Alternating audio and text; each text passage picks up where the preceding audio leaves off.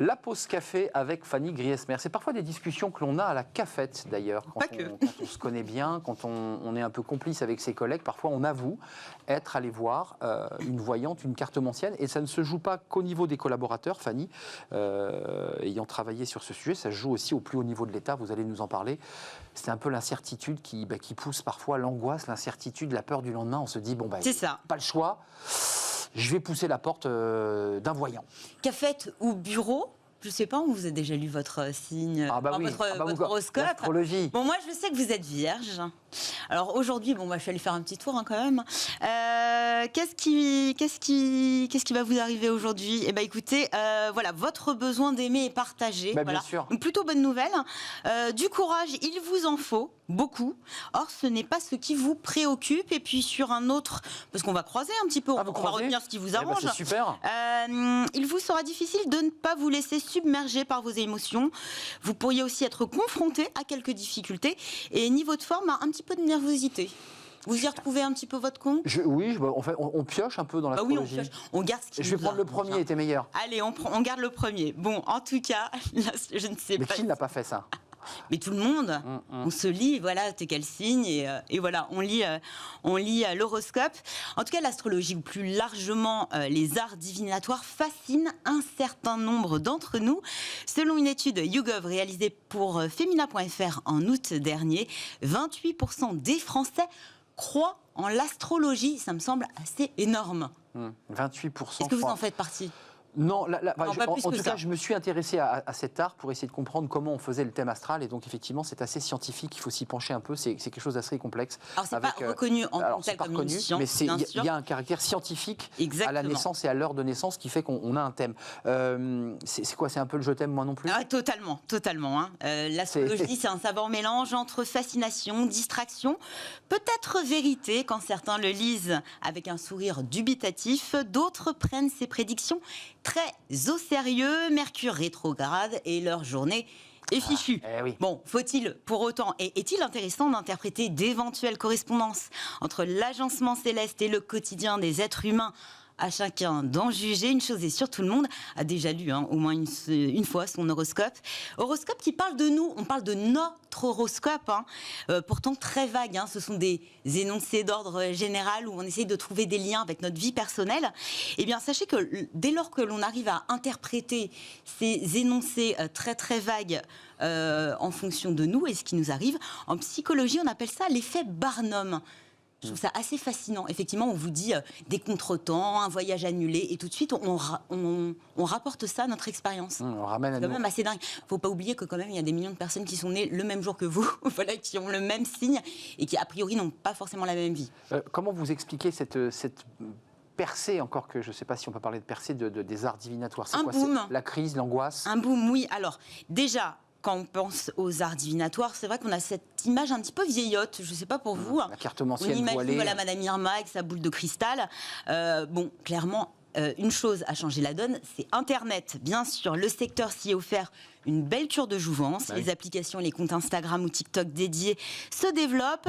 Une présentation plus ludique, voire décalée, second degré et surtout beaucoup moins ésotérique. Une approche clairement différente qui mêle psychanalyse, développement personnel et cela semble séduire les plus jeunes, mais pas que.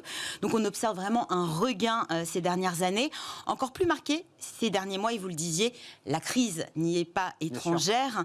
Cette crise que nous traversons qui a quelque chose d'assez irrationnel. Alors pourquoi ne pas se laisser convaincre par des pratiques qui ne le sont pas totalement ? Les Français seraient de plus en plus nombreux à tenter de se rassurer à travers les arts divinatoires et tenter de répondre, si possible, positivement à cette question de quoi demain sera fait.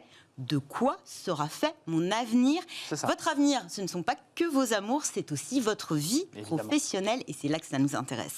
Elles ont trouvé leur place dans le monde du travail ou ça reste tabou, secret ? C'est quelque chose dont on ne parle pas sauf à ses amis ou ses proches ? Alors, ça a trouvé sa place, mais très discrètement. C'est ça, très discrètement, rangé sous un classeur. Les chefs d'entreprise lisent-ils leur horoscope ? Peut-être, je ne sais pas. En tout cas, certains n'hésiteraient pas à pousser la porte de voyants, médiums, ou plutôt de consultants atypiques, une facette assez peu connue du conseil aux entreprises, des femmes et des hommes qui, eux aussi, voudraient savoir de quoi demain sera fait. Outre-Atlantique, la pratique des arts divinatoires s'est largement imposée, ce n'est pas du tout tabou chez les décideurs. On a son médium, son professionnel, son guide spirituel attitré, et on ne s'en cache pas, c'est même tendance pour tout vous dire. En France, c'est beaucoup plus discret, cela reste vraiment de l'ordre de l'intime. On ne l'avoue que très rarement, on n'assume pas en fait d'avoir recours à ce qui n'est pas une science, à l'irrationnel pour prendre des décisions majeures qui ne sont pas que personnelles. En tout cas, ce sont donc, vous l'imaginez bien, les médiums qui confient recevoir des dirigeants, pas l'inverse. Pas les sans jamais dévoiler leur identité. Pour les aider, alors à quoi ils servent? Ils peuvent aider à déceler les bons profils pour tel ou tel poste, les aider à développer leur activité, trouver des réponses, parce qu'on se pose pas mal de questions, surtout en ce moment, leur livrer des pistes de réflexion pour les aider à prendre des décisions, si possible les bonnes, car derrière les prédictions et les femmes et les hommes qui les formulent, il y a avant tout de fins psychologues, une oreille attentive, beaucoup d'empathie. Ce sont un petit peu des coachs finalement, des coachs de dirigeants à leur manière. Et en fait, en réalité, ça ne date pas du tout d'hier. Ça a infusé, comme vous aimez le dire, dans les plus hautes fonctions de l'État. On se souvient que les anciens présidents, comme Ronald Reagan, François Mitterrand, mais également le général de Gaulle, avaient leur astrologue attitré, Jacques Chirac également, pour les conseiller dans leurs décisions. Bon, carte, numéro, astre, je ne sais pas si ça vous tente. En tout cas, pour les plus cartésiens, il reste les prévisions des économistes. Bon, là, je ne sais pas si cela va forcément vous dire la bonne aventure. C'est moins fun. Mais le cours de la bourse donne des indications aussi sur l'état de l'économie. Vous croisez éventuellement toutes ces données. Ça vous aide pas pour le grand amour. Ce côté non palpable, en fait. Invisible. Ça reste de la prévision, de la croyance. Ce qu'on retiendra aussi, il y a quand même dans ce marché qui pèse un poids énorme, beaucoup de distractions. Combien de milliards? C'est quoi? Je crois que c'est 3 milliards. 3 milliards dépensés chaque année. C'est pas un phénomène mineur. Non, c'est mineur. C'est secret, mais il n'est pas mineur. Mitterrand avait choisi la date de Maastricht grâce à Elisabeth Tessier, faut-il le rappeler. Ça, c'est de l'aide à la décision. C'est de l'aide à la décision. C'est pas tant de prévoir l'avenir, mais je regardais sur Internet, alors vous pouvez trouver comment gérer votre patron en fonction de son signe astrologique, mais vous avez aussi le thème astral de votre entreprise. Le thème astral de votre entreprise, et puis le jeu de tarot que Fanny m'a laissé sur le plateau, on va peut-être pouvoir le regarder avec mes invités. Un ancien tarot de Marseille. Le célèbre tarot de Marseille. Merci Fanny. Je n'ai pas lu votre horoscope, mais je le lirai après l'émission parce que je ne connais pas votre signe. C'était un plaisir de vous accueillir. Je suis peut-être un peu nerveux aujourd'hui, vous n'avez pas tort. Je suis peut-être un petit peu tendu, comme me dit l'horoscope. On fait une courte pause. Tiens, une pause, et puis on se retrouve avec mes invités dans le cercle RH, qui est notre débat. On va s'intéresser à la situation des DRH, les DRH qui étaient en première ligne et qui sont en première ligne pour venir en aide aux salariés avec des troubles psychologiques, avec des moments parfois difficiles à traverser, notamment lorsqu'on est en télétravail.